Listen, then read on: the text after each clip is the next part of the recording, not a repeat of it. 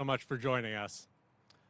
My name is Max Zarin. I'm a director with Paths Development, and on behalf of ourselves and our partners S. Kane and Simmons Corp., we're so glad you could all be here. Now we're here, obviously, to mark the passing from one era to the next for Sawyer Towers, but equally we are here to express our deep gratitude to the many people who have contributed to reaching this milestone. You know, when Paths first began to have conversations with this community about Sawyer Towers, in spite of the painful events that led to the towers being vacated in December 2022, we heard something different from the people we spoke with. We heard from many longtime community members who expressed that the towers were actually the backdrop for so many happy memories. We heard the deep sense of pride that people felt for the namesake of the towers, Harold Sawyer, as a decorated Tuskegee Airman who returned to serve this community in his role at the Columbus Metropolitan Housing Authority for years. And we heard the fondness that people felt for the distinctive architecture of these towers that have become an icon recognizable from miles away. So as we start this process of dismantling the towers and turning the page on the history of this property, we do also remember and carry forward with us the spirit of generosity with which these towers were built and the many happy memories that were made within their walls. And it's that spirit that guides us as we look forward to the future.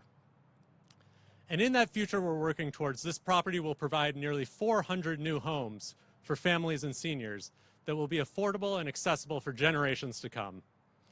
So whether it's a longtime member of this community who wants to stay in the area as rents continue to rise, or a young family looking to put down roots as they seek out career opportunities, we hope that they'll find a home here. And we're so proud that the housing that we're creating will really be of the highest quality and an example for similar communities across the country. With beautifully built new buildings, extensive amenities, landscaped outdoor areas with recreational opportunities, and wraparound services for tenants. This community will be a paragon of what is possible when the public sector and private sector work together to create housing that is both exemplary in quality and affordable for its community, because we know that it can be both. But to create something special here, we know that we certainly couldn't do it on our own. And as I said at the start, we owe a debt of gratitude to so many of you that are here. In a moment, I'll introduce some of our most valued critical partners, but we owe our thanks to so many people, and I do want to recognize a few more of them. Our state elected officials, Representative Dontavius Geralds and State Senator Herschel Craig, who have been advocates for this effort from the start. Locally in this community, the Brownsville Neighborhood Association, led by Willis Brown and his board, that have been such a valued partner and a sounding board for us. Our financing partners at the Columbus Franklin County Finance Authority, the Affordable Housing Trust, and the Ohio Housing Finance Agency. And last, I want to recognize the teams from Legal Aid and the Community Shelter Board, who were here responding to the calls on the day that the towers had to be vacated in December 2022. With that, I'd like to introduce our first speaker, and it's truly no exaggeration when I say that without her, we would not be celebrating this milestone today.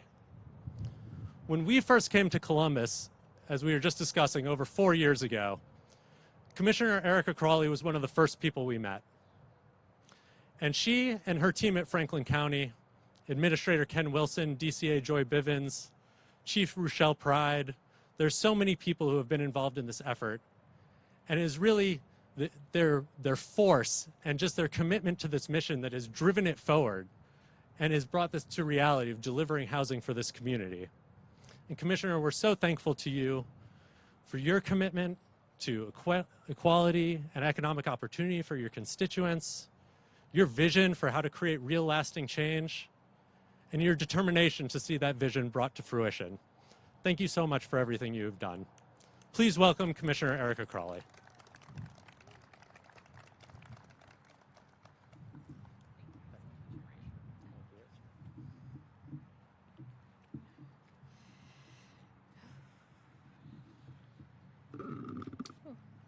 Good morning, everyone. I am your Franklin County Commissioner, Erica Crawley. I bring greetings on behalf of my colleagues at the Franklin County Board of Commissioners, President John O'Grady and Kevin Boyes. I want to start with gratitude. But before I tell you where we're going, I need to thank the people who got us here. Thank you to my colleague, John O'Grady, and every Franklin County department that answered the call on Christmas Day 2022, Job and Family Services, the Office on Aging, Justice Policy and Programs, Child Support, the Family Stabilization Unit. Thank you to CODA, to Red Cross, Legal Aid, Community Shelter Board, Mayor Ginther, City Council, my friend Derek Clay, the Near East Area Commission, and our development partners at Naveen and PATH. This day belongs to all of you. Now let me tell you the story that made this day necessary. This is a story about trust. The community's first major betrayal happened in the early 1960s when the city used an eminent domain to bulldoze homes and businesses to construct these public housing towers. This federal urban renewal initiative destroyed a predominantly Black neighborhood. Local civil rights leaders called it what it was, Negro removal. The construction of Boulevard Arms, later Sawyer Towers, later Latitude 525, displaced 309 families, 307 of them Black. Residents were promised a thriving neighborhood with recreation centers, libraries, and green space, but too many of those promises never came. And still, many in this community looked at these towers with hope. Not long ago, I read that East Side legend Will Haygood moved into this complex as a teenager in 1968. He later wrote that these apartments felt like a dream come true, replacing lean toes and outdoor plumbing with something families could finally be proud of. One of our Bronzeville neighbors, Bonzel Johnson, became known as the pride of Boulevard Arms. And another, Diana Prysock, transformed her 11th floor apartment into what she lovingly called her treehouse. Even with the strategic neglect of this building, people made homes here, real ones, and they were proud of them. The shame of what came next does not belong to those residents or our neighbors. It belongs to owners who never had to look tenants in the eye, to management companies that ignored court orders rather than fix a pipe, to years of broken elevators, mold, no heat, and no hot water, to a system that calculated what these residents were owed and decided the answer was nothing. December 25th, 2022 is a day I will never forget. Nothing prepares you to see water pouring through the ceilings of a 16-story building. Nothing prepares you to hear every elevator has failed. Nothing prepares you to watch firefighters carry seniors down stairwell after stairwell because there is no other way to get them out. Nothing prepares you for the conversation you have to have with a resident to leave all that they know because they don't have the option to stay. Our neighbor, Rick Hammond, moved into this building through Veterans Affairs after losing his wife. He called his apartment his sanctuary. On Christmas morning, he packed one duffel bag and evacuated. Diana Prysock left behind her 5 cats and her family Bible, filled with generations of births and deaths. That was Christmas morning. I was the second person to arrive here, only behind former NAACP President Nana Watson. And I knew in my heart this community deserved a dignified new start. I told residents, I care about you. We will fix this. But I want you to understand what I was asking of them. These neighbors already knew what broken promises looked like. They had filed maintenance requests, gone to court, and waited. And now someone in elected office was standing in front of them on Christmas morning, asking them to trust one more time. I made a promise that day. I don't care what we have to do. This can never happen again. And the work started immediately. Chief Pride stayed late at Dodge Rec Center because nobody who loses their home on Christmas should wake up surrounded by strangers. Our teams came back the day after Christmas because a 1-week gap in benefits can sink a family already in crisis.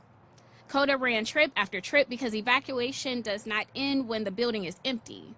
Legal aid in the city went to court because accountability matters. This project is personal to me because I am my neighbor and my neighbor is me. And after what residents experienced here, trust could not simply be handed over to another developer with a presentation and a promise. It had to be earned.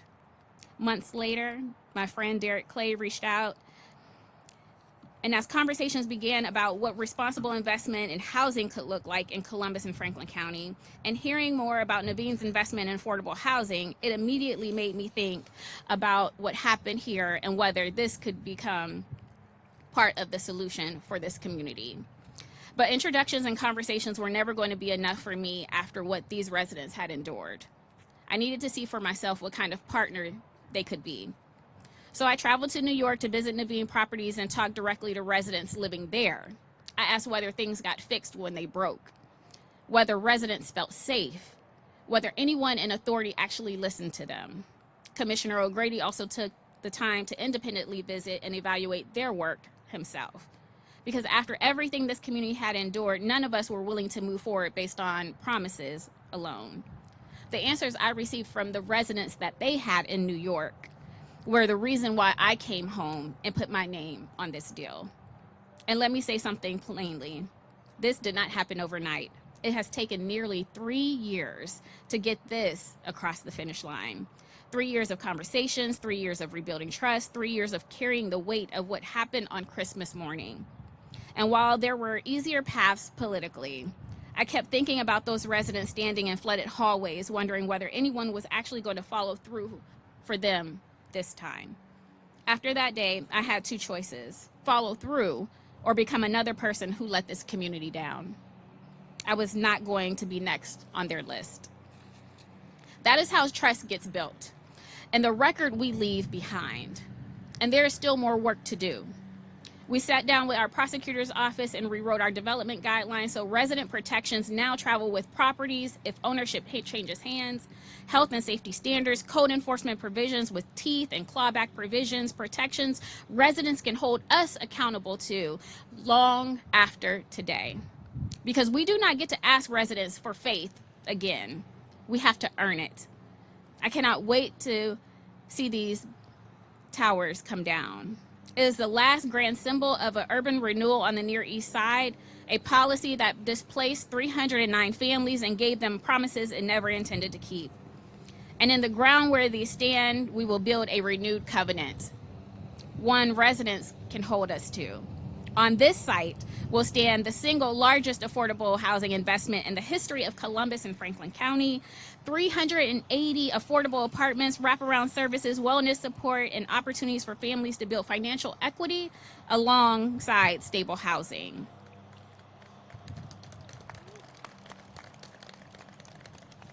Upon hearing these towers would come down, Will Haygood said, "Surviving Bolivar Arms was a human victory." And I understand why. The resilience it took to make a home here, raise children here, and hold on to dignity while the system failed you deserves to be honored. But nobody should have to claim victory just for surviving their housing. The victory we celebrate today is different. Ooh. It is not residents enduring a broken system. It is a coalition finally doing what should have been done 60 years ago. This is not a photo opportunity. It is a record of what accountability looks like when it actually follows through. James Baldwin said, "History does not refer merely to the past. The great force of history comes from the fact that we carry it within us."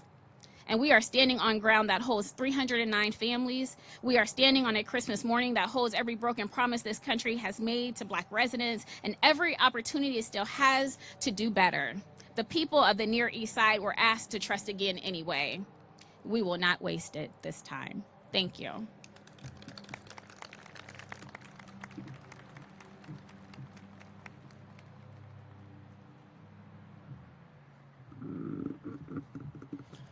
Thank you so much, Commissioner, for those remarks. Now, we at Paths have visited many cities seeking opportunities to partner to create affordable housing. And while we often hear lip service paid to this important issue, unfortunately, it so often does not extend beyond the rhetoric to doing the hard work. Many cities would do well to look to this mayor and his administration for what it takes to be a leading example of how to take on the affordable housing crisis head on through innovative leadership and creative problem solving. This mayor and his administration, whether it's the development department, building and zoning services, city law, and so many others that have touched this effort, They've rolled up their sleeves right alongside us and said, how can we be sure to maximize the impact of this opportunity? How can we tackle these problems that we're facing? In particular, I want to reiterate our appreciation for the Mayor's Department of Development, led by Director Mike Stevens and Deputy Director Hannah Jones, who have been such wonderful, indispensable partners to us in this effort. Mr. Mayor, thank you, and thanks to your administration for leading by example and showing all of us how to do the hard work necessary to deliver housing for this community in this city. Thank you. Please welcome Mayor Andrew Ginther.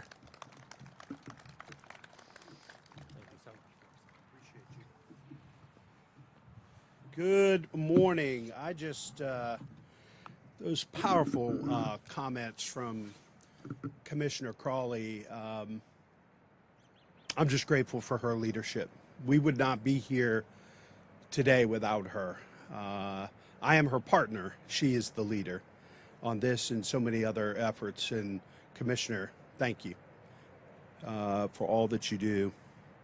I want to thank every agency, community, nonprofit, first responder, and volunteer who was here in the winter of 2022 for the compassion and support that they showed the residents of Sawyer Towers, our neighbors. That especially includes some of the folks that were mentioned, the City Department of Development, the county team, and so many others. As we look to the future, I want to thank Naveen Real Estate Team and Director of Development, Max Aaron, the state of Ohio, and all the folks that have come together to work on this important effort. For some people, this place will always be Sawyer Towers. For others, latitude 525. But for the families who lived here, it was home. And soon, it will be again. But before we talk cranes and demolition and capital stacks and what comes next, we need to remember what happened here. On Christmas Day in 2022, families were forced out of their homes when pipes burst during sub-zero temperatures. Apartments were flooded. Conditions were unsafe for all the residents. It was the final straw after years of substandard management and resident exploitation. Parents, children, seniors, and neighbors were left facing fear and uncertainty during the height of the holiday season. It disrupted their lives and their sense of security and stability. So many incredible first responders and dedicated public servants from the city and the county and other agencies showed up that day and the days that followed to lend a helping hand to safely evacuate the towers and connect residents with housing and essential resources. This community saw firsthand what happens when housing fails the people who depend on it. And we committed to a responsibility that didn't end when the emergency response had concluded. We cannot undo what happened here. We should not pretend that taking down these towers erases what those neighbors went through. But we can and should choose what happens next. When this crisis unfolded, Columbus made a promise that we would not look away. We would help residents through the immediate hardship, learn from what happened, and do more to protect families when landlords take advantage of vulnerable tenants who don't have better choices. That work has continued in real and meaningful ways. We enacted the Relocation Assistance Code so that renters displaced by emergency conditions are not left alone to shoulder the cost, confusion, and fear of starting over. When a family is forced from their home through no fault of their own, they deserve more than sympathy. They deserve help. We created the Division of Housing Stability within the Department of Development. This team is focused on eviction prevention, housing quality, fair treatment for renters, and standing up vital tenant resources for those who are closest to the edge of displacement and homelessness. We expanded access to legal counsel for families facing eviction in the court system, and we've kept working to hold property owners accountable when the health and safety of their tenants are at risk. We also started a new rental registry so the city can better understand who is responsible for rental housing, a critically important step to move forward as a community. We believe that these partnerships and this aggressive effort really reflect more than just policies and programs. They're an embodiment of our values as a community. They're essential lifelines to a parent trying to keep a child in the same school after an emergency move, to a senior on a fixed income who suddenly cannot cover the cost of rent or a security deposit, to a working family who did everything right, played by the rules, and still found themselves without a safe place to call home. That is the human dimension of this work, and it remains our focus. These questions drive our actions and decisions to this day. Are people safer? Are they treated fairly? Do they have help before a crisis becomes a catastrophe? Today, we're applying those same rigorous standards to the homes that will be built on this site and throughout this community. That's because this property cannot remain a permanent and painful reminder of what went wrong. It needs to become part of what this neighborhood demands and deserves moving forward. Through $17.5 million in city affordable housing bond funding and with Nuveen Real Estate, Franklin County, and the state of Ohio at the table, this site, as the commissioner mentioned, will be transformed into nearly 380 new energy efficient and affordable homes. That's 380 families, 380 neighbors. And when we say affordable, we should be clear about what that means. These homes are affordable for households earning up to 60% of the area median income. Well, what does that mean? Tell me more. It's an annual salary of roughly $46,000 for a single renter, $53,000 for a household of two, $59,000 for a family of three, and $66,000 for a family of four. Who is that? Those are the folks that take care of our kids and help to care for our parents. They drive our buses. They teach our children. They take care of those on the front lines in this community and communities all over this city.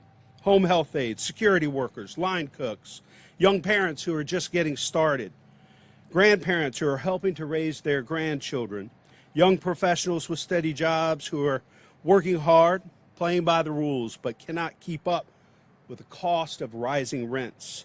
These are the neighbors who make Columbus work every single day. And they deserve to live safely, securely, and affordably in a city that they've helped build and continue to call home. That's why we've gone back to Columbus voters 3 times to ask them to invest in more affordable housing. Not as charity, because housing is infrastructure.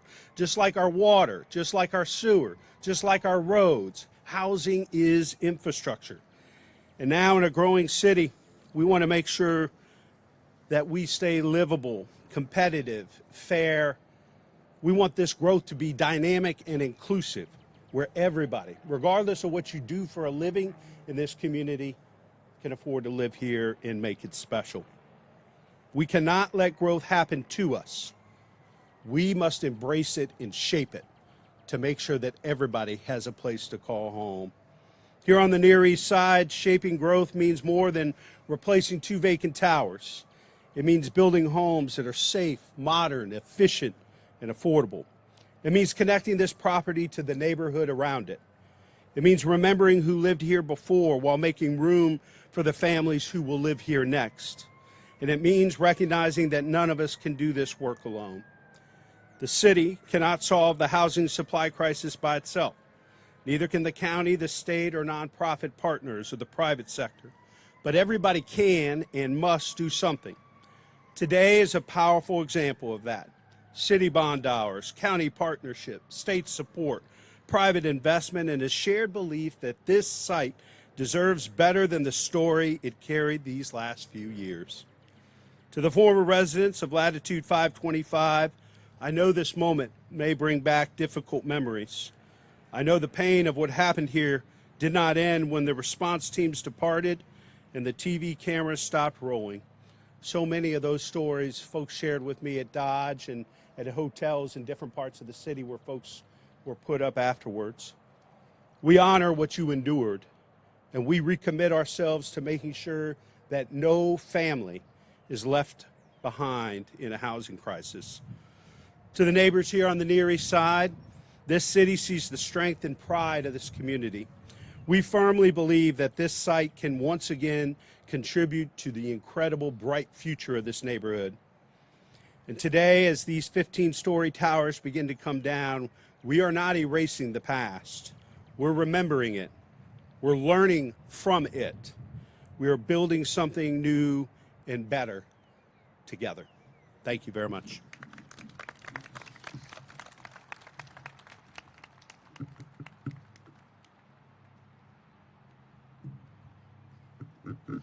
Thank you so much, Mr. Mayor. Now, there are certain individuals whose impact can be seen and felt across the whole arc of this effort to turn around and redevelop Sawyer Towers, and chief among those people would be Councilmember Tiara Ross. In her role at City Law, she was there when the city needed to make the difficult but necessary decision to issue the order to emergency vacate these towers. She was pivotal to the process of taking this property out of the hands of the prior owners and starting the long road to transforming this tragedy into an opportunity. Now as our council member for District 7, she has been a vocal supporter of this effort to redevelop this site into 380 units of affordable housing of the highest quality, and as chair of the council's housing committee, has been a leading voice in the city for the need to create and preserve affordable housing. Councilmember Tiara Ross, we're so grateful to you for being such a strong voice and a force for justice, not just in this process, in your community, but in this city. Thank you so much. Please welcome Councilmember Ross.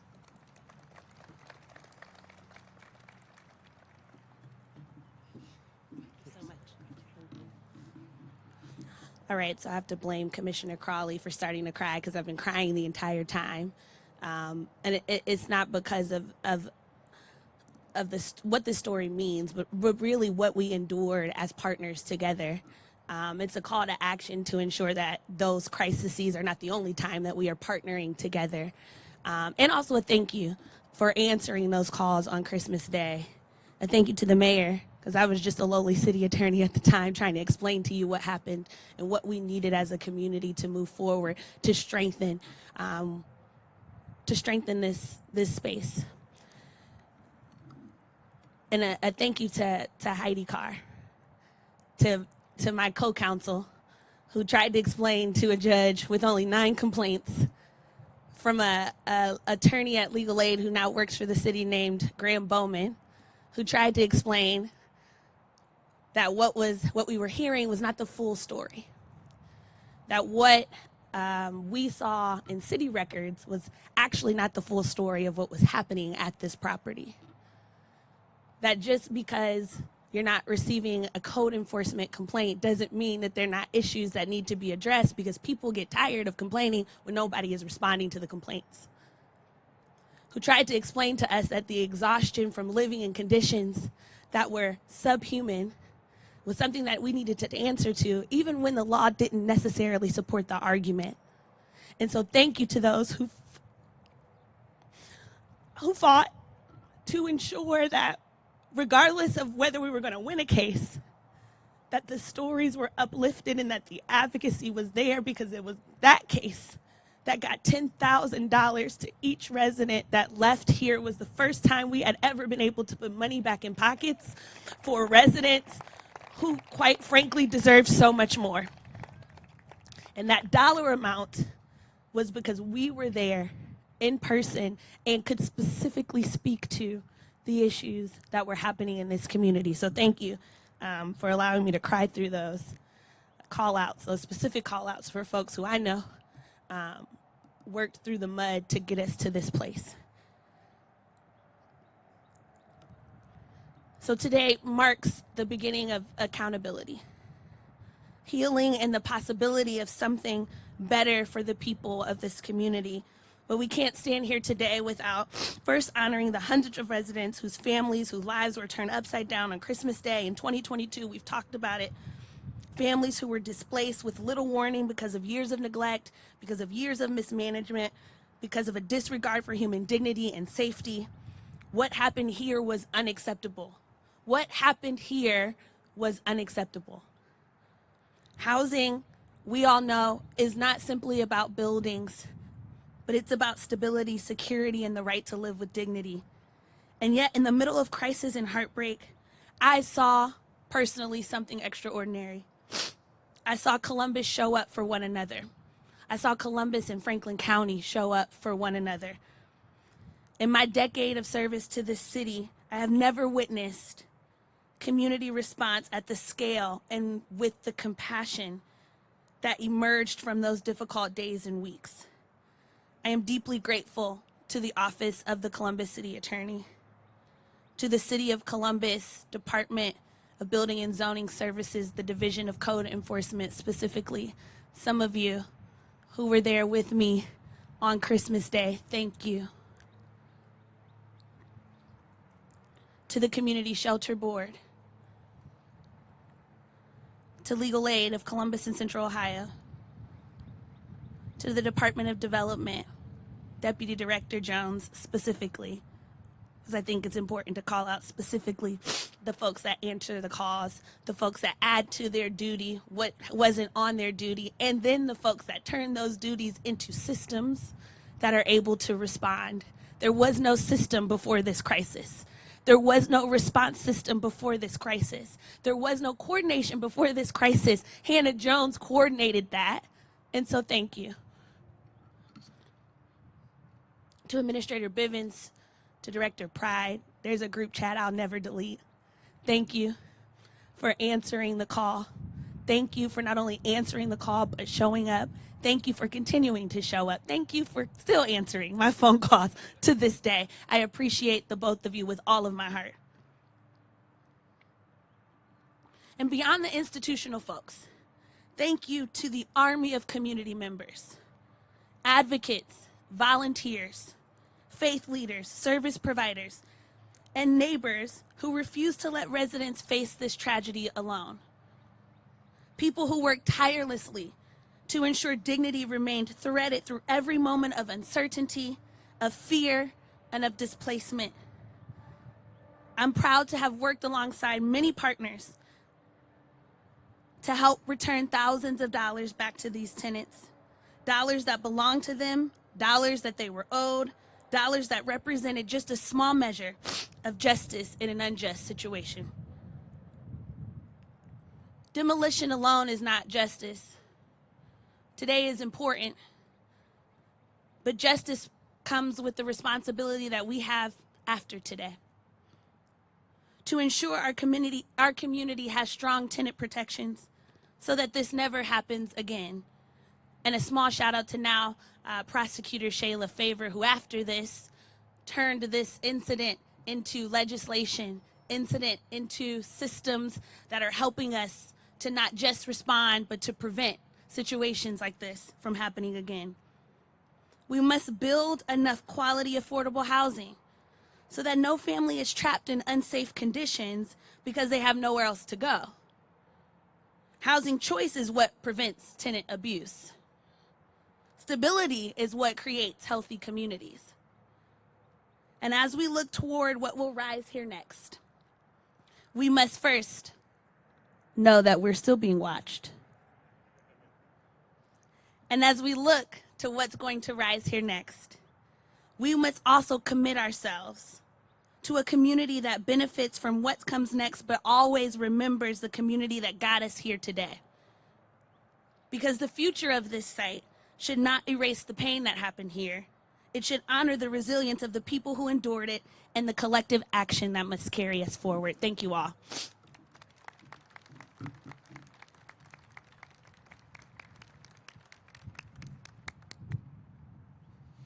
Thank you so much, Councilmember.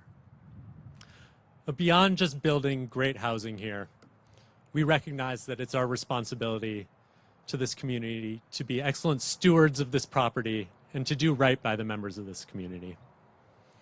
And to do that, we needed to engage in an open and honest dialogue with the members of this community. It's something that wouldn't have been possible without the Near East Area Commission under the leadership of Chair Dr. Nathan Harris. Dr. Harris and his board took a leap of faith, inviting a bunch of out-of-towners into their community for many conversations about their aspirations and their concerns about the process of redeveloping the Sawyer Towers site. And Dr. Harris has facilitated that dialogue masterfully, and I can say unequivocally that this project is a better one today because of it. Dr. Harris, the NEAC board, and the community members that participated in those conversations shared invaluable insights, local wisdom, and yes, sometimes a bit of tough love to ensure that this project would take advantage of this incredible once-in-a-generation opportunity.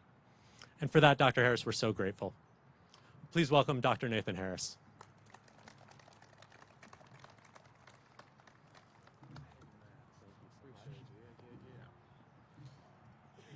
We're almost to the afternoon, but I can say good morning to you. I said good morning. There we go.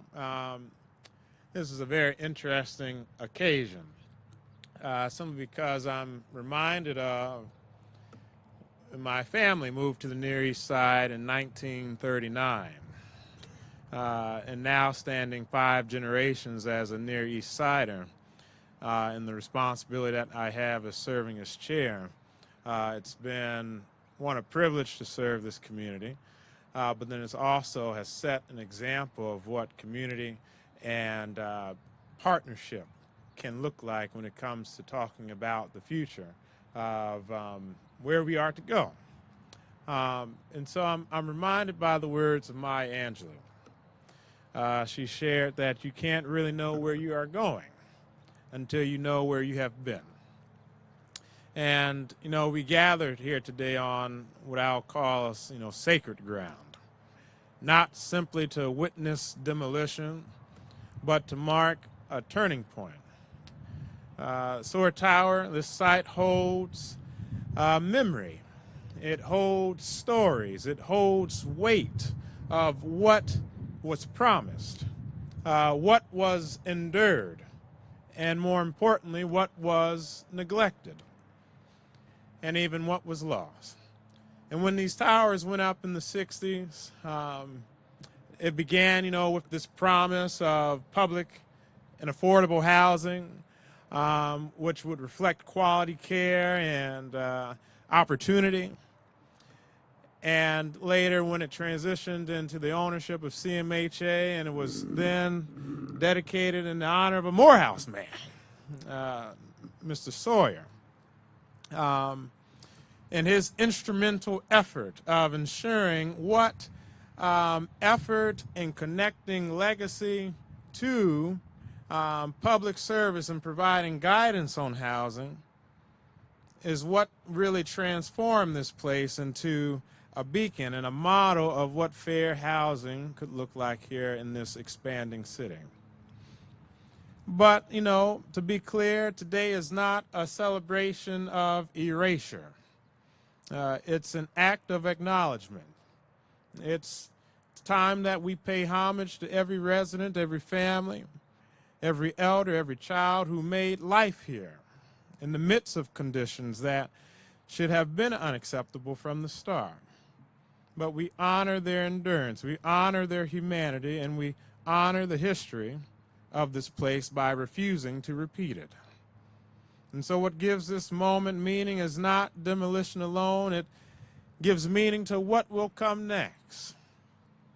And the Near East Area Commission has worked in collaboration with both PAFS and Nuveen to ensure that the future of this site is shaped not only by drawings and financing, but also by people, by voice, by tough love, by community vision.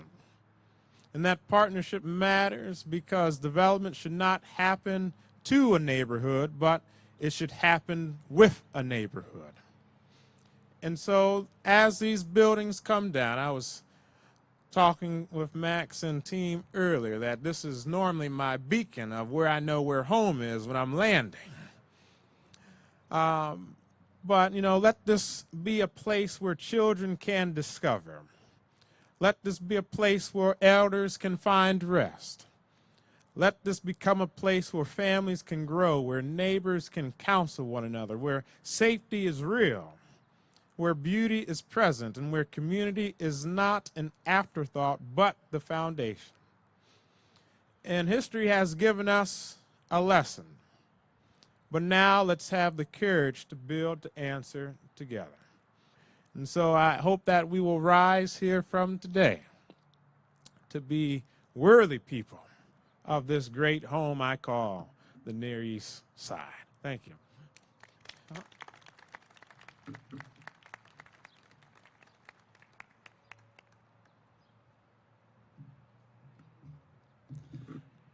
Thank you so much, Dr. Harris, for those remarks. And with that, we're going to mark the commencement of the process of demolishing these towers with the removal of the steel pyramid you see here on top of one of the towers. So with that, Kevin, you can take it away.